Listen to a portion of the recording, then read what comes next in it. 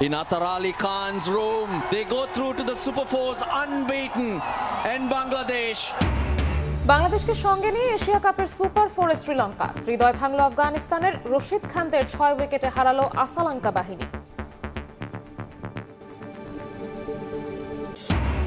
BCB নির্বাচন নিয়ে নাটক চলছেই, সমাধান হয়নি কাউন্সিলর জটিলতার। নবাবগঞ্জ ক্রিকেট কোচিং একাডেমির বিরুদ্ধে শর্তভঙ্গের অভিযোগ লেজেন্ডস অব রূপগঞ্জের। কাল চ্যালেঞ্জ কাপ ফাইনাল দিয়ে শুরু হচ্ছে ঘরোয়া ফুটবলের নতুন মৌসুম। শিরোপা ধরে রাখতে মুখিয়ে বসুন্ধরা কিংস। কুমিল্লার মাঠ নিয়ে বিরক্ত Mohammedan. Nepalese defensive wall can stand up. Another one push and just as I say, Bangladesh draw first blood. সাফ অনূর্ধ্ব 17 ফুটবল টুর্নামেন্টে বাংলাদেশের বাজিমাত। নিজেদের প্রথম ম্যাচেই বড় জয় যুবাদের। নেপালকে হারালো 4-0 গোলে। এবং কিছুক্ষণ পর চ্যাম্পিয়ন্স লিগে মাঠে নামবে বার্সেলোনা। কাতালুনিয়ানদের প্রতিপক্ষ নিউক্যাসল। ম্যানচেস্টার সিটির প্রতিদ্বন্দ্বী সিরিয়া চ্যাম্পিয়ন নাপোলি।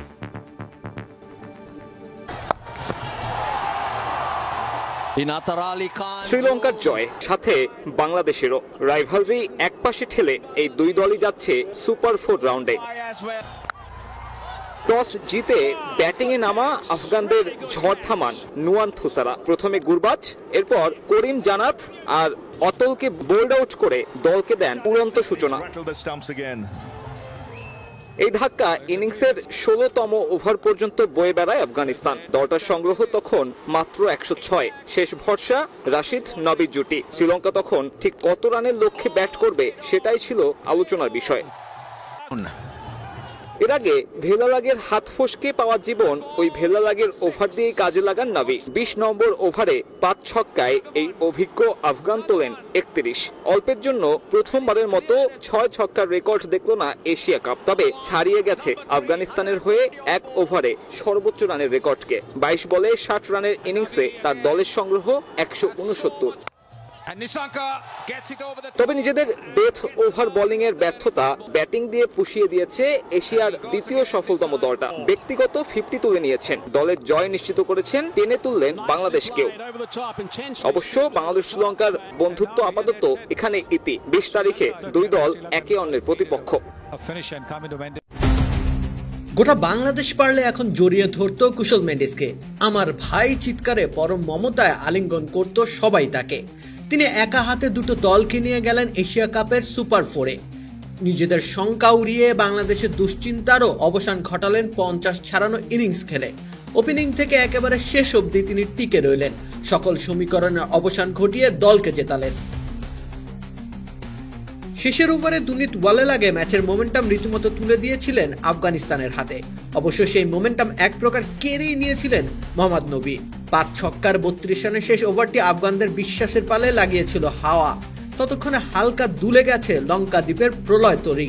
কিন্তু দক্ষ সেনানী হয়ে কুশল মেন্ডিস দাঁড়িয়ে গেলেন ঝড়ের মোকাবেলায়। দীর্ঘদিনের সঙ্গী পাথম নিসাঙ্কা ফিরে গেলেন দ্রুত, কিন্তু কুশল মেন্ডিস বনে গেলেন এভারেস্ট সম দৃঢ়তার অপর নাম। একটা প্রান্ত আগলে রাখলেন শ্রীলঙ্কার। সাকিব আল হাসান শ্রীলঙ্কাকে বন্ধু বলে আখ্যায়িত করেছিলেন। দাসন সানাকাও তাতে সম্মতি জানিয়েছিলেন। বিপদের মুখে কুশল মেন্ডিস বন্ধুত্বের পরিচয় দিলেন। হাস্যরসের পালা চুকিয়ে অন্তত বাংলাদেশ সুযোগ পেল সুপার 4-এ। এই সুযোগের সর্বোচ্চ ব্যবহৃত টাইগারদের কাছ থেকে প্রত্যাশিত। আবুধাবি থেকে সর্বশেষ এশিয়া কাপের সুপার 4-এ বাংলাদেশ। বি গ্রুপের ম্যাচে আফগানিস্তানকে 6 উইকেটে হারিয়েছে শ্রীলঙ্কা। বৃহস্পতিবার সন্ধ্যা থেকে যে খবর শোনার আশা নিয়ে টিভি সেটের সামনে বসেছিল বাংলাদেশি সমর্থকেরা, সেই খবরটা এসেছে মাঝরাতের পর। অথচ একসময় ভক্তদের ওপর দুশ্চিন্তা করেছিল ভর। ইনিংসের শেষ বলে রান আউট হয়ে যখন ডাগ আউটে ফিরেছেন মোহাম্মদ নাবি, তখন পুরো দল উঠে এসে দ্য প্রেসিডেন্টকে বাহবা দিয়েছে। দুনিত ওয়েলালাগের করা ইনিংসের শেষ ওভারে 5 ছক্কা সহ 32 রান নিয়েছেন এই অলরাউন্ডার। শেষ 2 ওভারে 49 রান নিয়েছে আফগানিস্তান। নাবি করেছেন 22 বলে 60। এতেই আফগানরা দেখতে শুরু করেছিল সুপার 4-এ যাওয়ার স্বপ্ন। ম্যাচের প্রথম 18 ওভারের গল্পটা কিন্তু ছিল ভিন্ন। রহমানুল্লাহ গুরবাজ আর সেদিকুল্লাহ আতেলের ওপেনিং জুটিতে 26 রান তোলে আফগানরা। এরপরই আঘাত হানে লঙ্কান বোলাররা। নিয়মিত বিরতিতে উইকেট হারায় আফগানিস্তান, সাথে কমে যায় ওদের রান তোলার গতি। 13তম ওভারে 79 রানের ষষ্ঠ উইকেট হারিয়ে আফগানদের 120-এ আটকে যাওয়ার আশঙ্কা। 8-এ ব্যাট করতে নামা ক্যাপ্টেন রাশিদ খান দেখিয়েছিলেন আশা। 24 রান করেছেন Afghan captain. Top order batter Ibrahim জাদরানের 24ও যোগ হয়েছে সাথে। আফগানরা 169 রান তুলেছিল বোর্ডে, আর 18 রানে 4 উইকেট নিয়ে নুয়ান তুষারা নাম তুলেছেন বাংলাদেশ ভক্তদের গুডবুকে। আফগানদের বিপক্ষে 170 রান তাড়া করা সহজ নয়। কঠিন কাজটা আরো কঠিন হয়েছে তৃতীয় ওভারে ইনফর্ম ব্যাটার পাথুম নিসাঙ্কার বিদায়ে। শ্রীলঙ্কা আর বাংলাদেশ ভক্তদের দুশ্চিন্তা বাড়িয়ে পাওয়ার প্লেতেই ফিরেছেন আরেক in form batter Kamil Mishara. Wicket হারালেও রানের খোঁজ লঙ্কান ব্যাটাররা বন্ধ করেনি। পাওয়ার প্লেতে ওরা তোলে 2 উইকেটে 53। আশার আলো হয়ে কামিন্দু মেন্ডিস পিচে আছেন তখনও। শ্রীলঙ্কা ব্যাটারদের আসল চ্যালেঞ্জ আফগান স্পিনাররাই ছিল। এ কারণে পাওয়ার প্লের পরের সময়টা খুবই গুরুত্বপূর্ণ। 2 কুশল খেলেছেনও সেভাবে। 7 থেকে 10 4 ওভারে রান এসেছে মাত্র 29, কিন্তু কোনো উইকেট হারায়নি শ্রীলঙ্কা। 2 উইকেটে 82 এমন স্কোর কার্ড নিয়েই টাইম আউটে গেছে 2 দল। অর্থাৎ ম্যাচ জিততে তখন লঙ্কানদের দরকার 88 রান আর আফগানদের 8 উইকেট। জয়ের পাল্লাটা যে লঙ্কা বাংলার দিকেই হেলেছিল তা তো ওপেন সিক্রেট। 15তম ওভারে মেন্ডিস পেয়েছেন টুর্নামেন্টে নিজের প্রথম 50-র দেখা। একই ওভারে আফগানরাও ফিরিয়ে দিয়েছে ধাক্কা। 17 রান করে আউট হয়েছেন ক্যাপ্টেন আসালাঙ্কা। শেষ 5 ওভারে শ্রীলঙ্কার দরকার 48 রান, আর বাংলাদেশি ফ্যানদের মনে তখন প্রবল উত্তেজনা। কিন্তু যতটা ভাবা হচ্ছিল ততটাও কঠিন হয়নি বাকি পথ। অনেকটা হেসে খেলেই রান তাড়া করেছে শ্রীলঙ্কা। টাইগারদের বিপক্ষে একাধিক ভালো ইনিংস খেলা কুশল মেন্ডিসই তীরে ভিড়িয়েছেন বাংলাদেশের তরি। আফগানিস্তানকে হারিয়ে বাংলাদেশকে নিয়ে সুপার 4-এ গেল শ্রীলঙ্কা।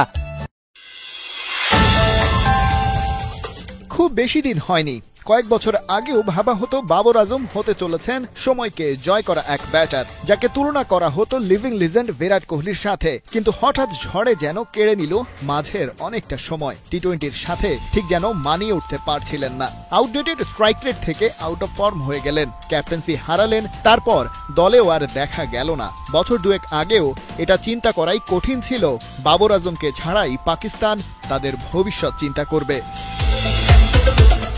মেন ইন গ্রিনদের ফর্মার ক্যাপ্টেন শাহিদ আফ্রিদির আপত্তির জায়গাটা এখানেই। বাবরকে বাদ দেয়ায় বেশ অবাকই হয়েছেন।